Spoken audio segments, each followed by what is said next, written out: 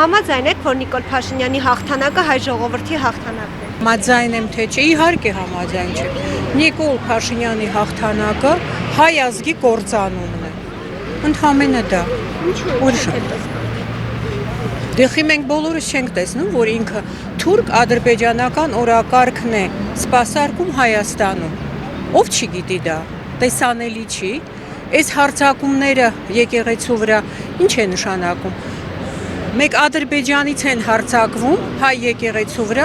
մեկ էլ Հայաստանի Հանրապետության կառավարության շենքից։ Ուրիշ որտեղից են հարձակվում։ Հայ ժողովրդի, հայկական ինքնության եւ հայ եկեղեցու, հայոց